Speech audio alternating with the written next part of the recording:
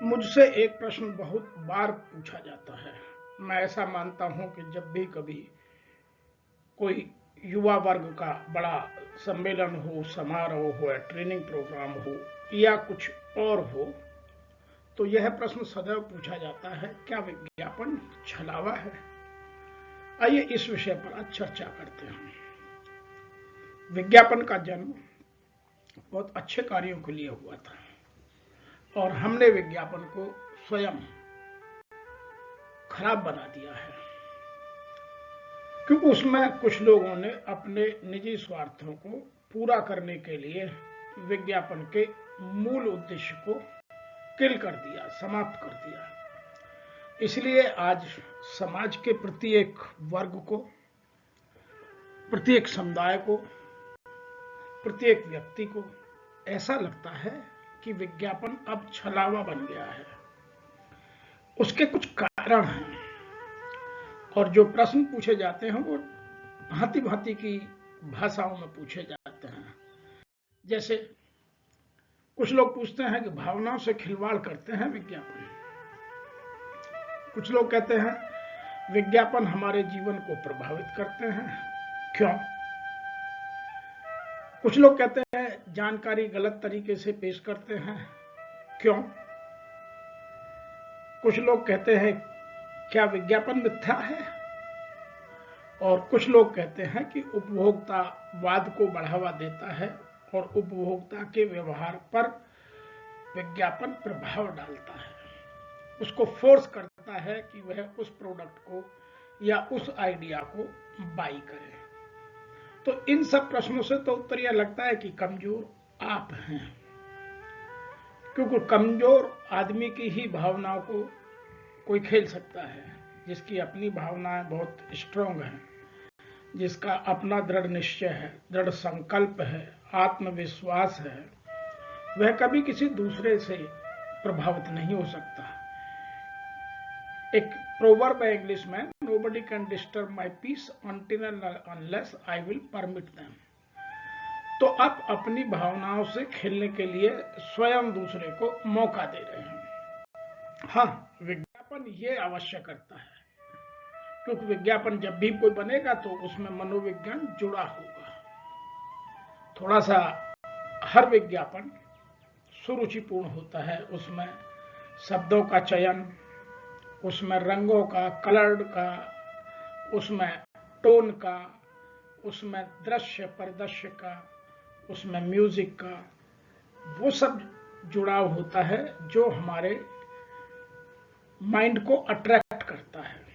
तो आप अपने आप को थोड़ा सा मजबूत बनाइए। दूसरा, जो भी किसी भी विज्ञापन में अनुभूति की बात करते हैं तो वो अपनी अनुभूति, विचारों की अनुभूति सबको है और अनुभूति की आजादी है, तो लोग उसका फायदा उठाकर आपको उन विज्ञापनों को बना रहे हैं जिससे आपकी फीलिंग्स और इमोशंस को वो थोड़ा रोटेट कर अपना बेनिफिट ले सकें।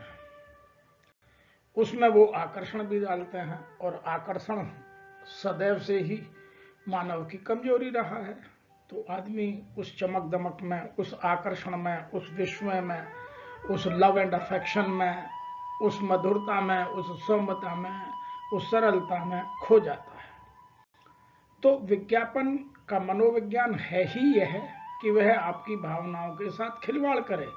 लेकिन आप खिलवाड़ करने क्यों देते हैं?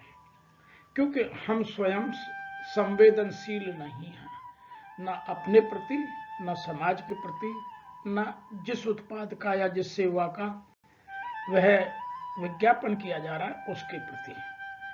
आप स्वयं, आपकी आवश्यकता है तो लीजिए, अन्यथा विज्ञापन का असर आप पर नहीं आना चाहिए। ऐसे ही दूसरा मैं उदाहरण देता हूं जो हमारी कमी से ही हम ठगे जाते हैं।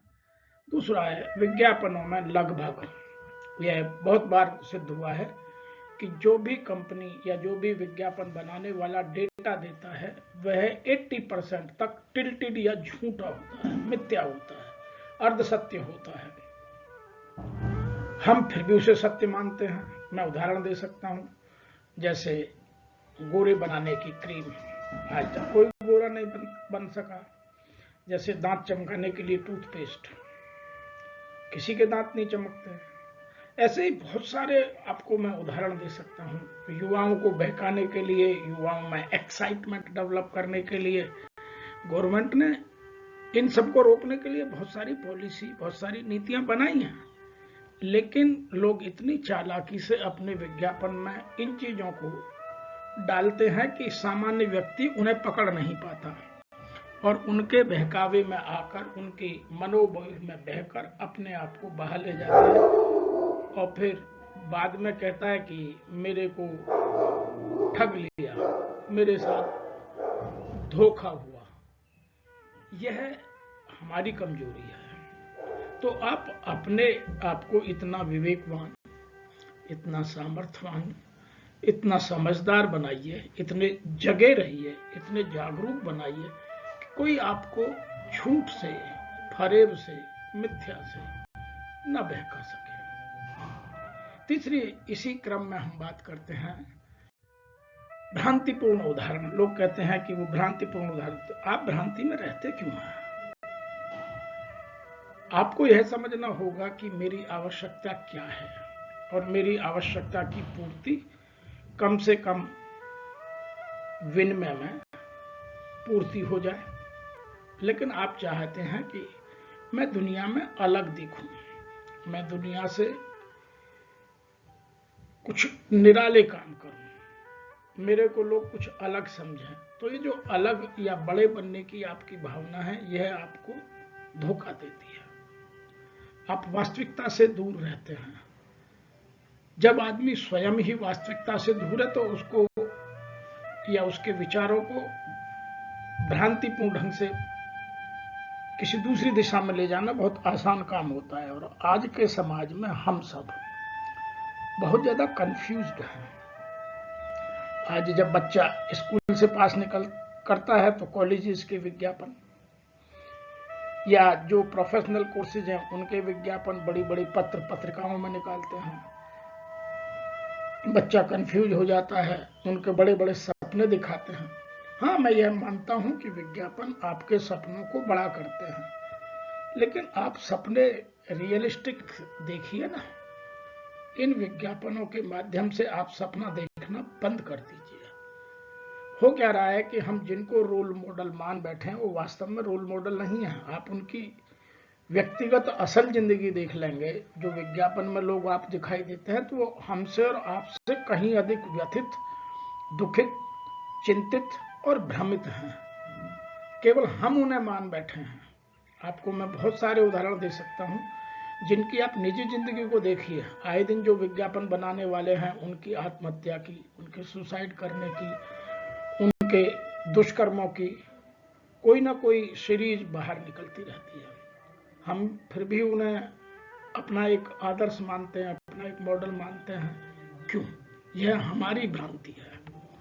इसी तरह से मैं चौथी बात के साथ करना चाहता हूं कि विज्ञापन का मूल उद्देश्य है मांग को बढ़ाना या उसके निर्माण में जो नवीनतम तरीके हैं उनकी जानकारी आप तक देना, या जो नवीनतम जानकारी है वो आप तक लाना। अब वो जानकारी आपके कितने काम की है, कितना आप उसका जीवन में सदुपयोग कर पाएंगे, उसी हिसाब से आपको उस पर इन्वेस्ट करना है, उसी में उतना ही विनियोग कीजिए।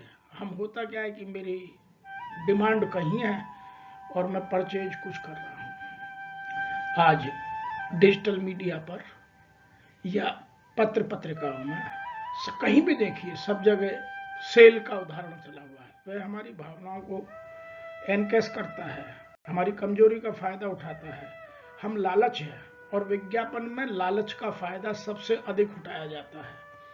इसीलिए हमें अपने विकारों को ठीक करना होगा, लालच से बाहर निकालना होगा, हमें अपने दिखावे की दुनिया से बाहर आना होगा, हमें रियलिस्टिक लाइफ में जीना होगा। तब हम विज्ञापन के इन चीजों से बच पाएंगे। और मैं ऐसा मानता हूं कि आप विज्ञापन को तो बंद कर नहीं सकते, लेकिन विज्ञापन के प्रभाव को अपने जीवन में बिल्कुल बंद कर दीजिए।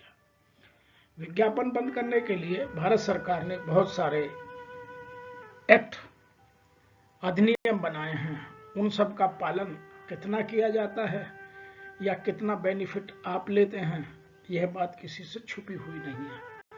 लेकिन हाँ, अपने व्यक्तिगत जीवन में विज्ञापन के प्रभाव को आप एकदम से बंद कर सकते हैं, क्योंकि विज्ञापनों से कभी भ्रमित मत होइएगा।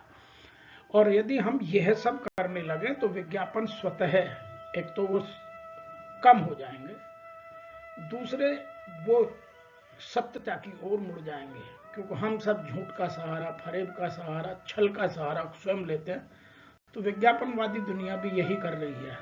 तो आवश्यकता है आपको अपने विकारों को दूर करने की, अपनी मूल आवश्यकताओं को समझने की, अपने व्यवहार को सरल बनाने की, अपने जीवन को सरल बनाने की। ये सब प्रश्न आप करते रहिए, लेकिन जब तक आप अपने आप को नहीं सुधारेंगे तब तक जीवन में कोई ना कोई कहीं ना कहीं आपकी भावनाओं को उपयोग में लाकर आपके साथ छल कर सकता है, धोखा कर सकता है, कपट कर सकता है, ठग कर सकता है।